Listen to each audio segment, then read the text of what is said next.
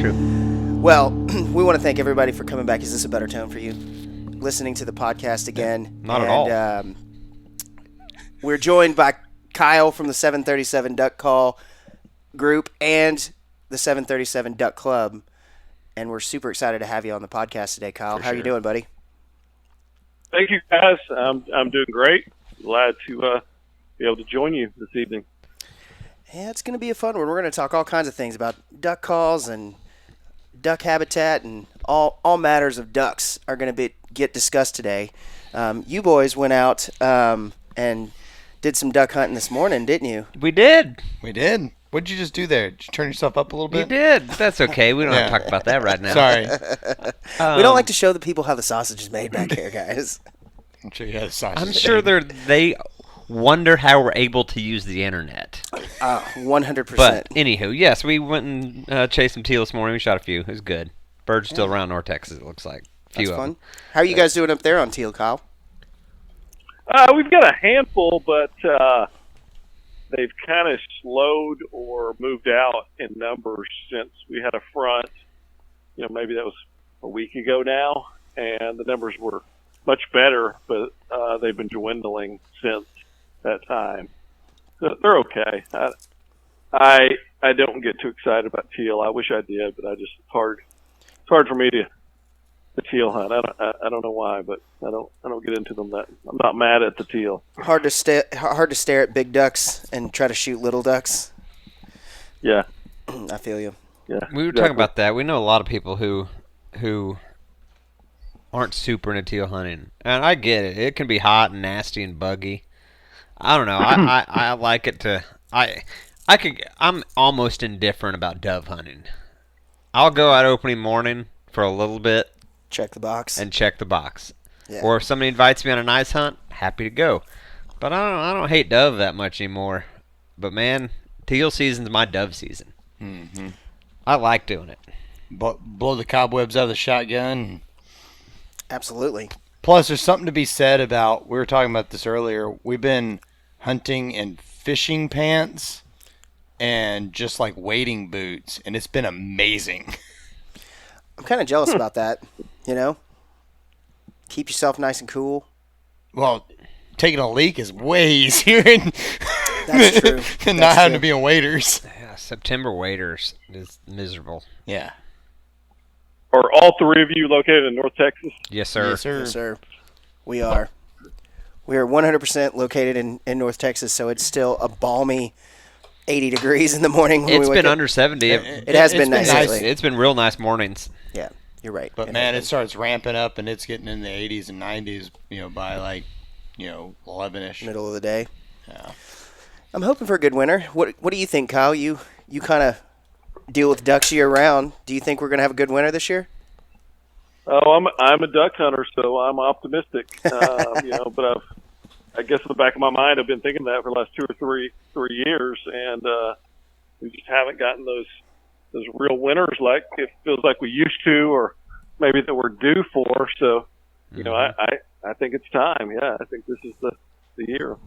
I agree. Aren't they saying Farmer's Almanac and everything's saying it's supposed to happen? For what I've that's heard worth? that. Yeah. Yes. Uh-huh. Yes, sir. We'll see. Yeah. It should be pretty good. I hope so. If it freezes over from the Canada border to about Oklahoma, Oklahoma City. I'm good with that. Yeah. Just push them all here. Yeah. A lot of snow on the prairie. That's what we need. Yep, and they're saying it's supposed to be pretty snowy, I think. Fingers crossed. Fingers crossed for sure. So I got plenty of days off. I'll hunt all week. I'm in. Mm-hmm. I'm in. So Kyle, tell us a little bit about the history of 737. Where did it come from, and how did it start? And then I guess maybe a precursor question would be, tell us a little bit about yourself. Yeah, sure. I grew up small town southeastern Oklahoma named Ada, and I stayed there, went to college, graduated, and then moved to Oklahoma City for a job. I didn't start duck hunting until I was late high school or early college. I didn't come from a family of hunters per se, but for some reason I always wanted to hunt. and more so I always wanted to duck hunt. So I started actually as a financial advisor when I graduated college, and I still do that job. That's my main source of income. But I started buying land for duck hunting to convert and build wetlands in my later 20s, and I'm 45 now.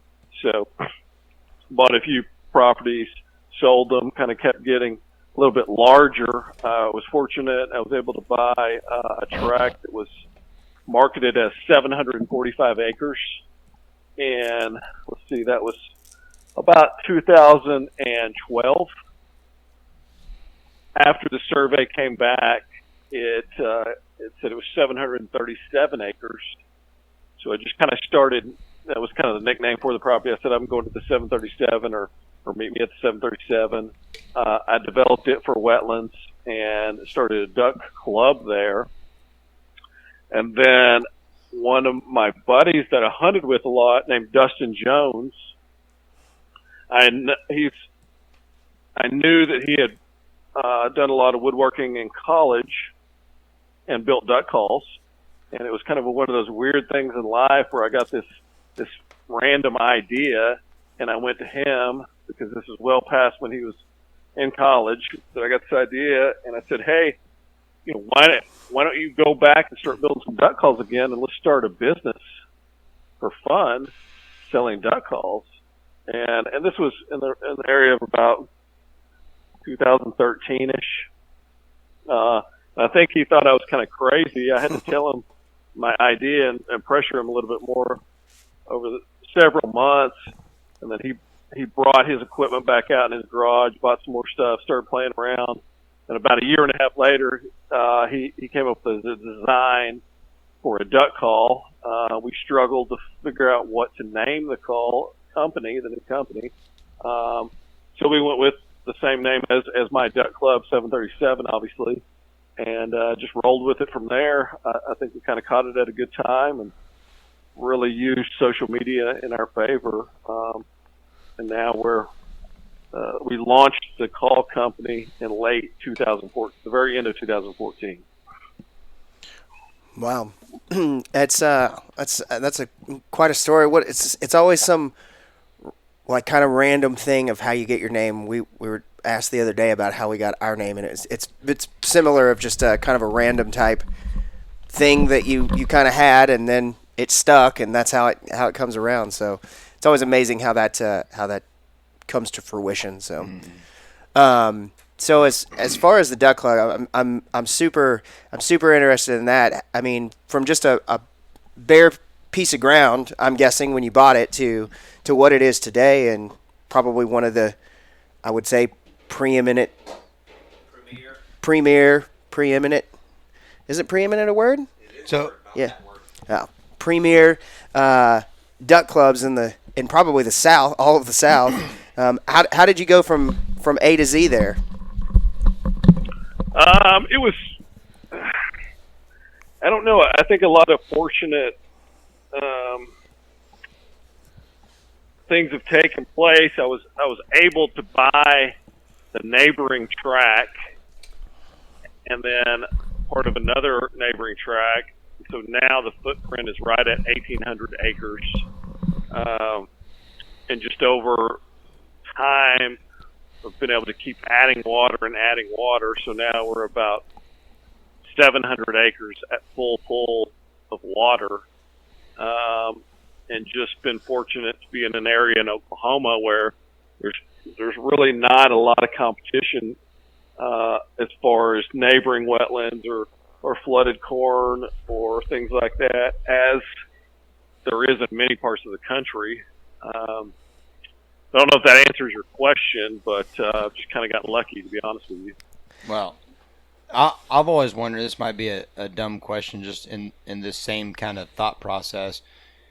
When you were first looking for your properties, did you like scout properties to see if there was actually ducks near the property? Did you know that, or was it more like Field of Dreams? If you build it, they'll come? A little bit of both, I guess. I did a lot of scouting. I remember many times I've hired pilots and flown. That's how I was first starting to look at some of these areas. I've flown over them, looked at old topographic maps, soil maps, and I knew that the area was decent for ducks. And I don't think many people thought there was really all that much potential for big numbers of ducks. But I kind of felt that was the case that could happen. And I think imprinting has helped me a lot, because it seems like every year I kind of start getting, larger numbers of ducks, but also of interest to me, the other wildlife is starting to use the property. As in an example, I've got bald eagles have started nesting last couple of years on my property, which is not super not super rare. It's still fairly rare in Oklahoma. And then this past year, I had pelicans migrating through. Ducks, you guys are probably a little more familiar with, but whistling ducks, which we don't see here very often. It's pretty cool. Tundra swans, lots of different shorebirds, black ibis that you just rarely ever see here. So crooked-bills. Kind of, I guess, a little bit of a snowball effect in the fact that not just the ducks are starting to imprint it, but when you're showing a lot of water, it kind of, over a little bit of time, it's attracting a lot of migratory birds, which I think is super, super neat. I agree. I mean, absolutely, that's real cool. Just shows that it's healthy, and there's something about it they like. Absolutely, just a vibrant wetland in the middle of probably not a huge wetland area. A little oasis, if you will. Oh. So I guess just to kind of stick with the habitat, and kind of to build a little bit off of Jordan's question is, if you were out looking for a piece of property, are there a couple pieces of advice you may give somebody to say, hey, knowing what I know now, handful of years into this thing, if I would have known these, couple things before I went into it, here's what I'd tell you to do. Yeah, I think it's like the real estate saying where they say location, location, location. That's probably the key more than anything, because if you can buy a property that there are ducks using either that property or all around it, or you're in a very heavily a deep corridor as far as duck travel, that's number one. And it also kind of depends on if you're trying to buy a property that's already established or already natural, then it's much easier to determine how many ducks are using it, obviously by scouting. But if you're going to build something from scratch, it makes it a little more difficult. This property that we're talking about, it was for many years a cattle ranch, and it was almost looked like a park. It was overgrazed. Just on the last acquisition, I think I had 13 miles of interior fence that was torn out. So there were a few little bitty natural sloughs, and I could see ducks using that, but it was obviously kind of if you build it, hopefully they will come and tell you. But location's everything. There are places in Oklahoma along rivers that look great, flat, topographic bottomlands, but then maybe the soil is not favorable. It's too sandy, won't hold water. So I think the keys are you need an area that's really as nearly as flat as possible, number one, and maybe more obvious than anything, you've got to have a source of water. You've got to be able to either pump water from a river, which is what I do, or have water wells with groundwater that are large enough to provide, your water there, because managing these wetlands, obviously you're draining them and adding the water back to it in the fall and winter. It's not just that you're sitting on the water all the time. So location, water source, topography, and soil types are probably the top things I'm that are coming to my mind right now. Okay. Yeah, that's good information. I mean, it'd be nice. We need to get ourselves a little Stormwater Creek place to hunt. We do a lot of hunting on public land down here, and it's it's a labor of love for sure. Oh, yeah. Just like everything is. So I guess just to kind of shift to kind of some of the duck call stuff. So Dustin kind of started making duck calls, and how did you kind of? What was it? The first design. How did you guys come up with that? And which one of your duck calls was kind of the very first one? I'm going to take a stab in the dark here, and the number one was probably the first one. Right. Yeah. So we tinkered with different designs as far as the exterior shape of the call, and then we kind of chose one that we both really liked that was different from others, in the market. We didn't want to be similar to anyone else. But that was really, honestly, the easy part. The toughest part was designing the guts, the tone board, and making sure that we liked the sound. But the first two calls that we came out with were the number one, which is our single read, all around, easy to blow single read call, and our dose, same thinking, thought pattern there, but it's a double read call.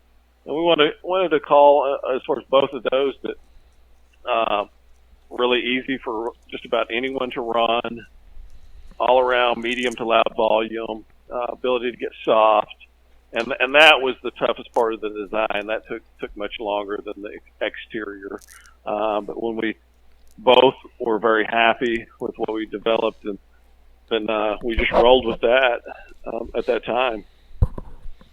Can you, since you know more about duck calls than we do, for the layman and the new hunters listening, can you kind of explain single read, double read, cut down call? Just what's going on internally on those? Yeah, it's obviously the number of a read. Sure. When we're looking at a single read and a double read, a lot of one of the biggest questions we get asked is for someone that's a newer into duck hunting or into duck calling, which should they go with, a double read or a single read? Mm-hmm. And really, the way I typically answer the question is that a double read, just straight out of the box, is much easier for most people to sound like a duck. It's just easier to operate, easier to blow. You'll sound duckier if you're intermediate or just a newer caller. But the single read will give you more range. There's just more that you can do on a single read as far as duck vocalization than on a double. So really my answer is, hey, if you're going to really get this call and get serious and practice a lot, then I advise starting with a single read. And our single read is a very easy one to operate, being the number one. But if it's, a lot of people will be the first to tell you that they just want to buy a call and not practice much and then just blow it, and that's about it. So that's more of a lean towards the double read, or in this case, the dose. So does that answer your question? It does. I want you to talk about cut down also, but while we're on this subject, your chief, which Abe has, what is that? So the chief is a version of a single read. It's a single read call. Mm-hmm. It has a much bigger bore or exhaust mm-hmm. than the number one, which gives it the ability to be much louder. You can mm-hmm. put a lot more air through the call. It's also a shorter barrel, which makes it more responsive. And a lot of people like that. It's just quicker. Your air's just going over the tone board, over the reed quicker. And then the other thing about the Chief is, by design, it's quite a bit more advanced for more advanced callers than the number one, because we've built more hold into the call, which makes it to where you need better air presentation to operate it. But the people that can operate it, it gives them more range, and there's more things you can do as far as back to where we were talking about the duck vocalizations than the number one. Gotcha. It's a pleasure to use. I've messed with his a tiny bit. It's definitely next on my list of calls to buy, but it's great, man. And you said you are going to release a cut down. Explain a cut down. We are releasing a cut down. The cut downs have become really popular, I would say, once again in the last maybe several years, Mm-hmm. and they're kind of almost like a throwback call. If you're familiar with some of the old alt calls, they're a big exhaust, big bore. It takes a lot of air typically to blow on. Typically, you need really good air presentation, but probably the most popular place that people have been using in the last several years is in the woods or in flooded green timber, and it almost sounds like you're barking at the ducks. And the way the sound resonates off the timber and off the trees, and when you're really getting loud, it's just a different sound completely than most other J frames. And cut downs have just become really popular as of late. And most of your calls today are kind of with the exception of the Chief, which is a cut down J frame hybrid, right? Most of your calls are just straight J frame. Sure, yeah, and the Chief is a J frame. It's just more. It's a little closer, I guess. Yeah. To a cut down type sound, because you can bark on it a little bit, but at the end of the day, it's still a J frame. Yeah. Mm-hmm. And so, what isn't there isn't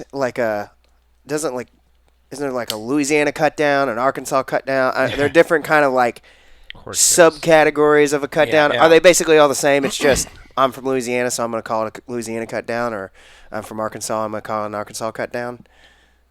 Yeah, I mean, there's different variations for sure. I'll be honest with you, I don't know the difference between Louisiana. I'm not familiar with those terms, but there are a lot of different cut downs like now. barbecue. Some are short barrel, normal barrel. I mean, it's a lot of variations because of the popularity. It's like barbecue, Memphis versus St. Louis sauce. Green jacket. Yeah. Yeah. So I mean, really and truly, a duck call it's just basic construction. I mean, short of the crafting of the shape of it, it's very simple. It's a reed, a tone board, two pieces that slide together that form that. In theory, right? It's just constructional.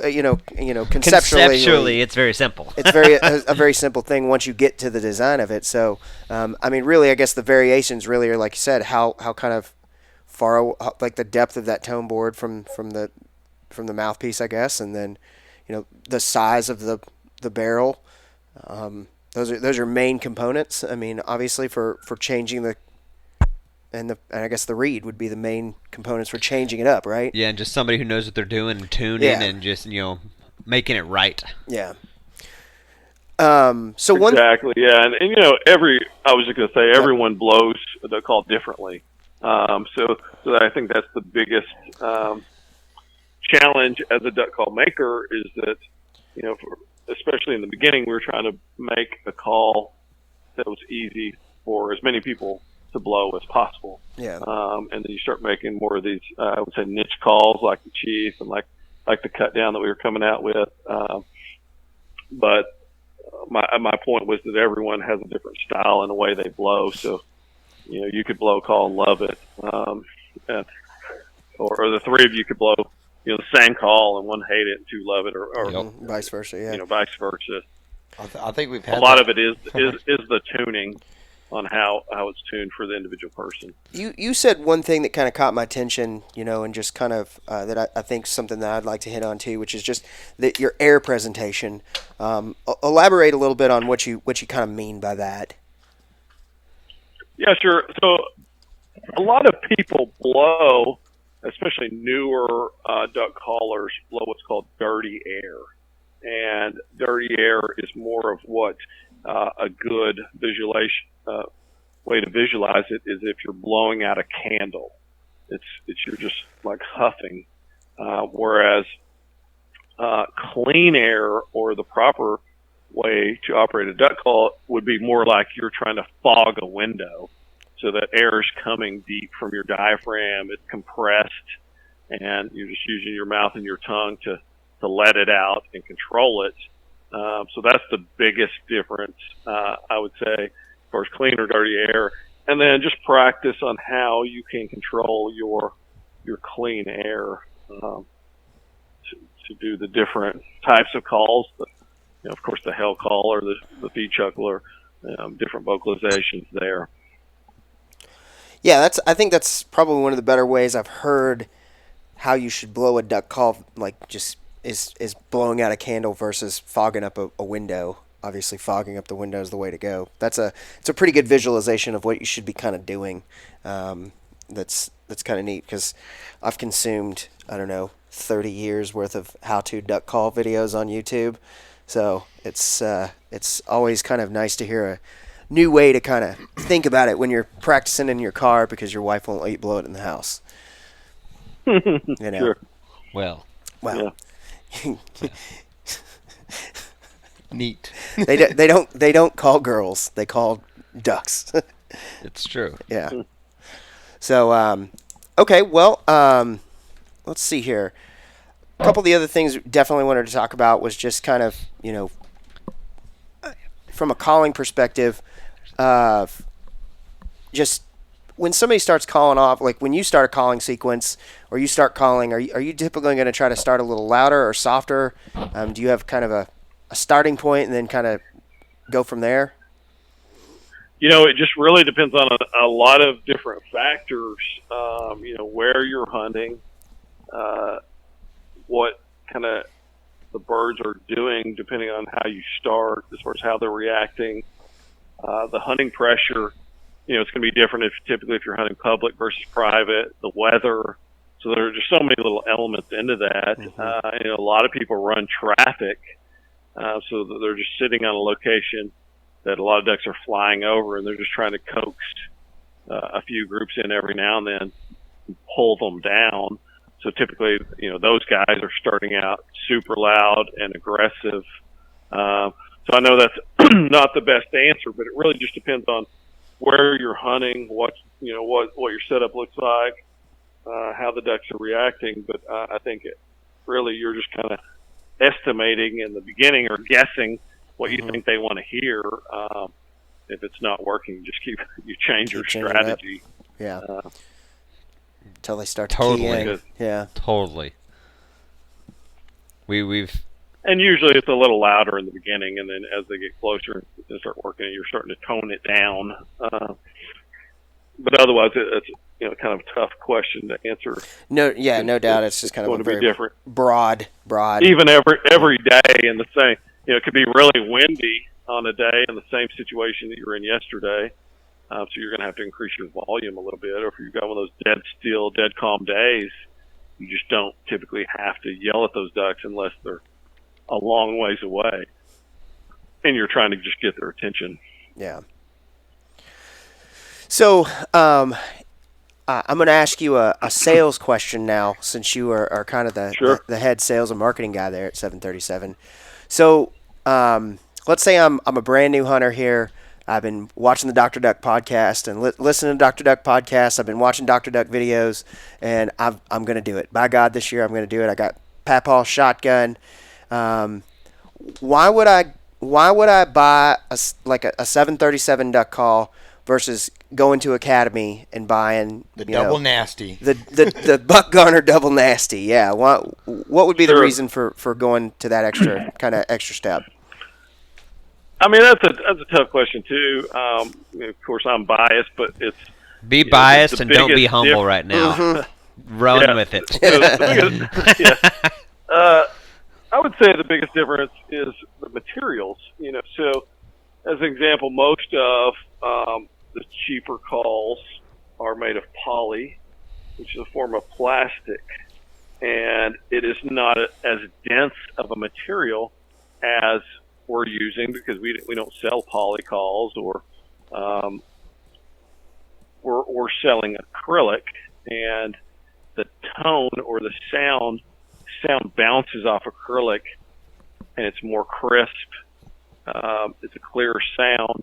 So I guess if nothing else, at the end of the day, it's just a better sound.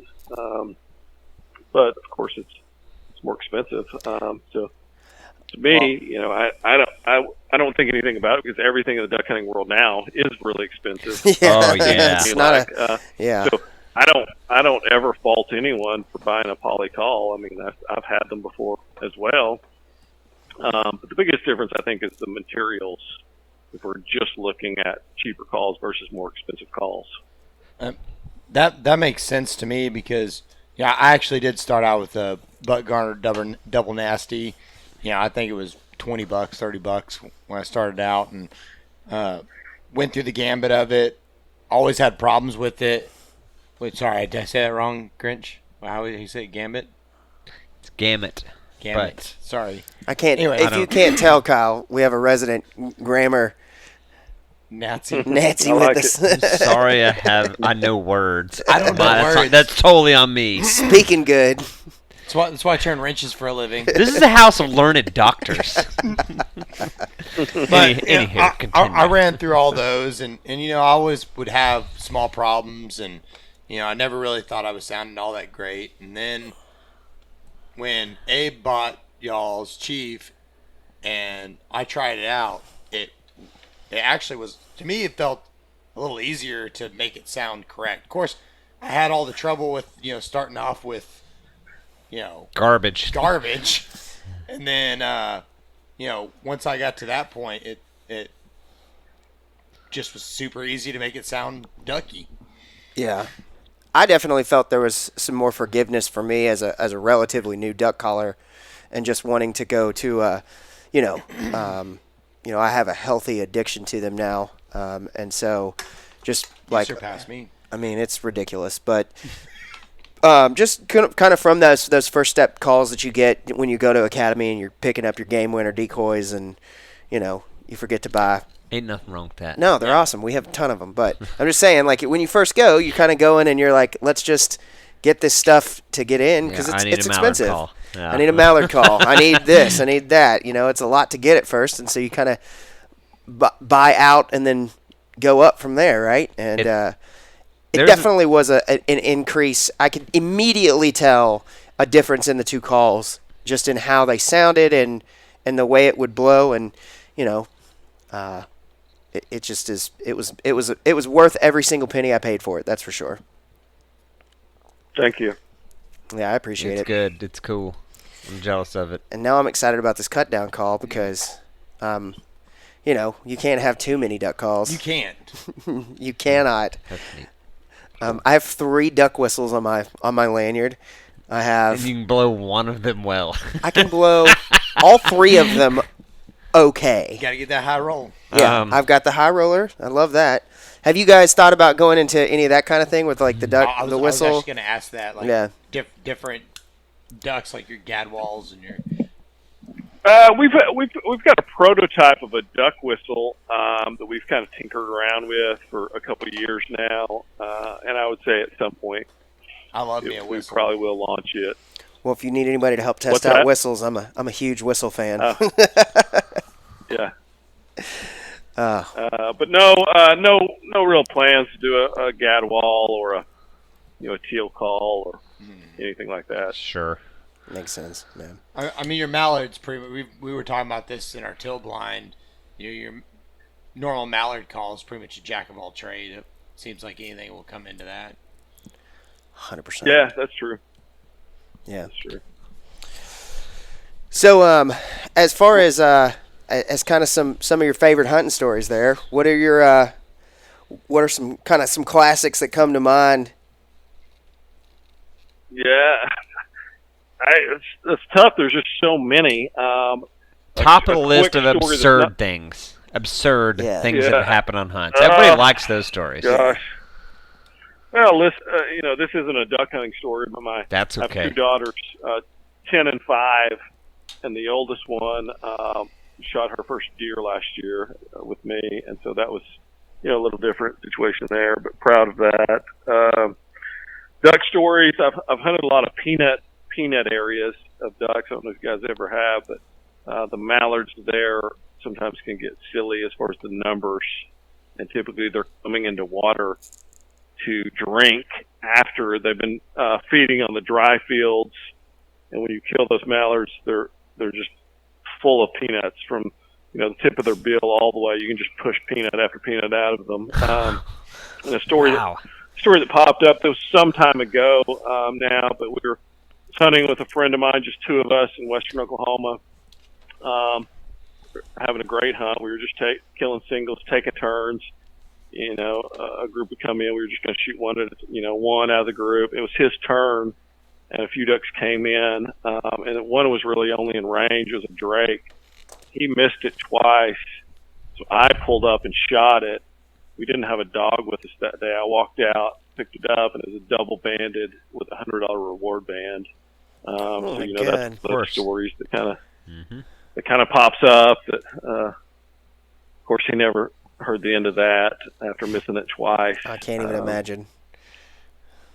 But maybe more rewarding to me at this point in the game is trying to, the days when I have a lot of ducks on my property that have come there because of the actions that I've been a part of and building it and the planting it.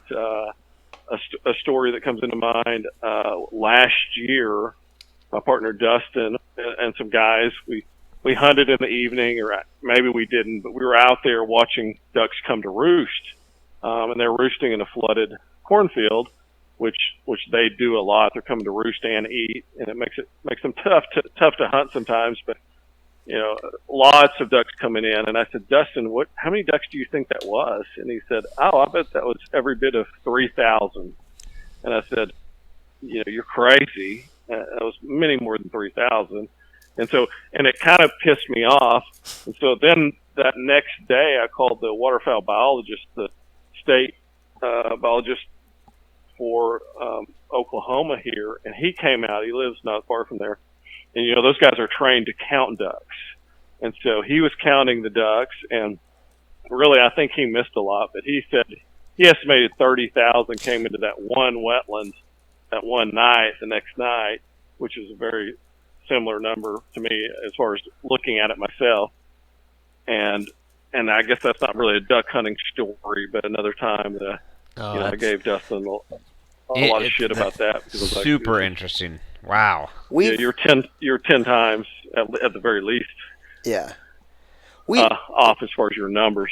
Well, when you just see like that, huge groups of ducks or just huge groups of birds in general, we've done a bunch of crane hunting up in the Panhandle, and just to see that many birds up in the sky, to see that many birds moving around, to hear the noise they make, even if you don't pull the trigger, I think definitely one of my favorite episodes of the Dr. Duck podcast is the one where they're in, I think, Washington, and they're in a flooded cornfield, and they've got all those duck tornadoes going over, and they don't even shoot any of them. They just watch them, and it's just so cool to see that many birds moving around and up in the air. It's such a sight to see.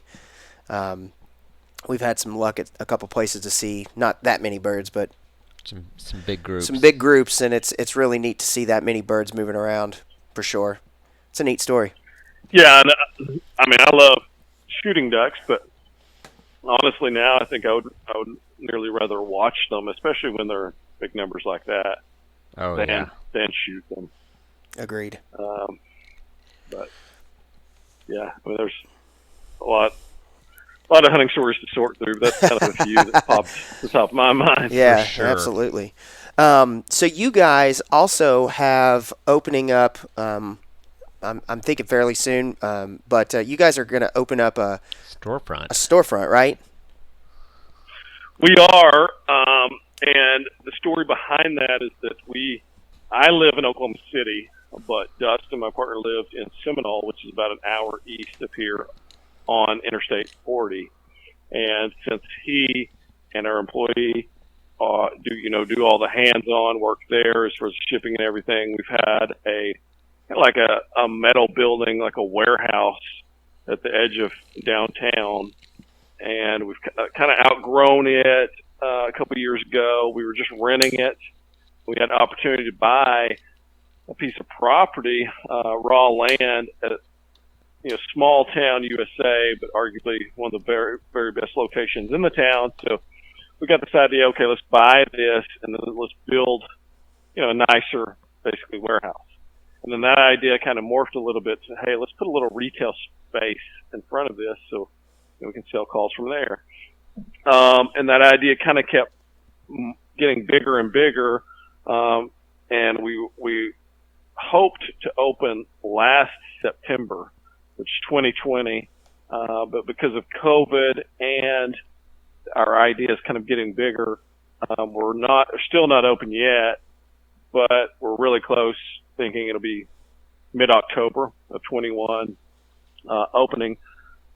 But the design now is more to try to do, and I'll laugh at myself when I say this, but to build a destination. I was telling Dustin, my thinking was, I don't want you guys, if you're in North Texas, to drive up and say, let's go to the 737 call shop and walk in and walk out and you're done in 10 minutes. I want it to be, you can come hang out. So I think we have 7, we bought like the biggest TVs we could find or, buy, fireplace, lounge, like shuffleboard, outdoor patios, full bar. We'll have craft cocktails. We're working with this company called Tubido that supplied this just outstanding humidor where we'll sell cigars, smoke cigars outside. Trying to think if I'm missing anything. We're going to be selling products from a lot of our partners that we work with, Yeti, Sitka, heavy shot ammunition. So I don't know if it'll be a destination, but we'll have all our apparel there, calls that you can't, find on our website. We just want a place where people can come out, hang out, watch college football games, and just not that walk in and walk out. Yeah, kind idea. of a come and hang out. Do you have kind of you guys are going to have a big party or anything for the grand opening? I'm not sure what we're going to do there. We're going to have like a little friends and family event as soon as we get functioning and comfortable with what we're doing. And after that, I think we're just going to kind of test it and see how it goes. But we probably will do some kind of a grand event. But the idea is to have frequent events and lots of events as far as duck calling contests. Of course, a lot of food trucks coming through. Maybe meet and greet with different kind of, I guess you could say, no names in the duck hunting world. Sure. People coming to film podcasts, like in your situation, or we're just going to kind of make it as much fun as possible. Is our thinking for not just everyone else, but us also. Well, I can't wait. I can't wait to come up there and just see those duck calls because for sure. I like going through.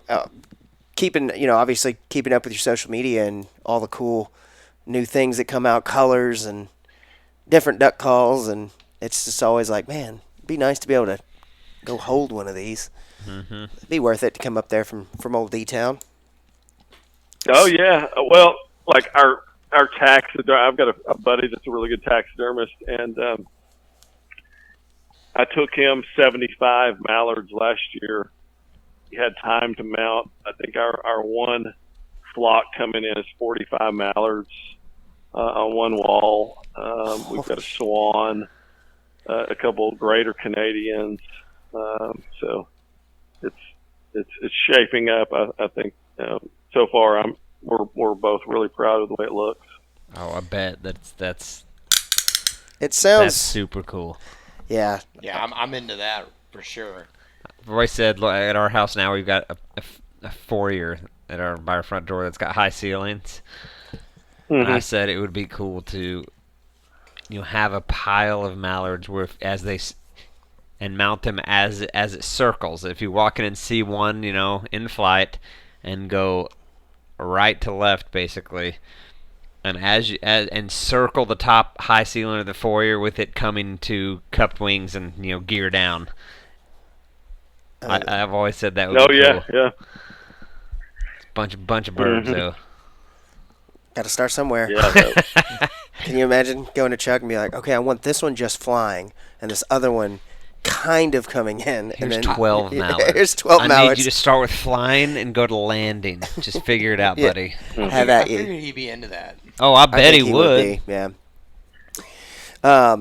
Well, I mean, I think we're going to wrap up with one last question for you, and it is, what's kind of your favorite way to eat ducks? How do you like to eat them?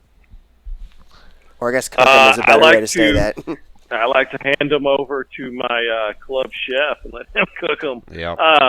But no, honestly, my very favorite way I've ever cooked duck is pressure cooker. a Cajun guy taught me a recipe where you take the breasts and you actually pan fry them a little bit in a Burgundy wine, and then you're putting them in a pressure cooker, and then you're serving that over rice. It makes a gravy, but it looks almost like chopped brisket when you're eating it, and that's a little bit more complex a recipe than just wrapping it and baking it and throwing it on a grill. But that is my favorite way I've ever eaten duck. Sounds delicious. Yeah, that sounds really delicious. Yeah. Well, you boys got any other questions? Man, I've asked mine. Oh. I want the call specifics. We got that. We heard some about, land management, crossing bridges. Yeah. So, I guess just any other thing. So, if somebody wanted to come hunt the duck club, is there a way to come up there and do that, or do you have to be in the?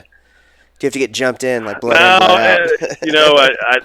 I've really never had any desire to go the guide route. I respect those guys. It just seems like too much work for me, and I don't necessarily have the time. So it was designed as a club for just members, and they can bring a guest out, and it's worked out well that way. And so now it's almost like you kind of have to know someone. I don't know that. I don't mean to sound snooty, but Sure. that's the way it is. How it is. It's definitely the way we'd roll. Because, blood in, blood out. yeah. Makes sense. Well, Kyle, I can't thank you enough for your time. And if somebody wanted to get a little bit of information on going like, man, I'd like to trade in my old Buck Garn or Double Nasty, where would they go about finding some information for you? Yeah, I mean, we're on Instagram, Facebook, 737 Duck Calls. Our website is just 737duckcalls.com. That's probably the number one place for different colors and options and models and sound files and questions. But also, people can feel free to call us or reach out through email. We're happy to help any way we can. You guys are really responsive, that was for sure, because when I had mine done, I did have a custom engraving put on that because they refer to me as the helper around these parts. And so I had you guys put the Stormwater Creek logo and helper on it, and you were like, you guys ended up giving me a call and be like, hey, like, is this the way you want this? Are you sure that you want this to say the helper? And I was like, yeah. And they're like, all right, cool. Just wanted to make sure. So it was it was good service, just double checking. Sometimes people put things that they shouldn't, but I'm glad I got one from you guys, and you guys did a great job on it, and it's my favorite duck call to drive my wife with. Drive my wife nuts with, for sure. Yeah. Excellent. Well, Kyle, thanks for everything. everything. Appreciate the opportunity. Yeah. You guys come see us as soon as we get open. Good chance. You're gonna see us darkening your doorstep sooner rather than later. As soon as we get that all clear sign for it being opening up, we're gonna grab ourselves an Airbnb in Seminole and have a good time with you. Absolutely. Excellent. Come on. Well, thanks for listening, Appreciate guys. We'll see you guys soon. Yeah, thank you very much, Thanks, sir. Kyle. Thanks everybody Take care. for listening to the podcast. Make sure you subscribe. Make sure you check out 737 Duck Calls. And I guess, Austin, how do we like to wrap this thing up now? Storm drain out. Stormwater Creek is the best. Grinch, the captain. Aim, the helper. Jordan, the problem solver. I hope you like Stormwater Creek. Stormwater Creek.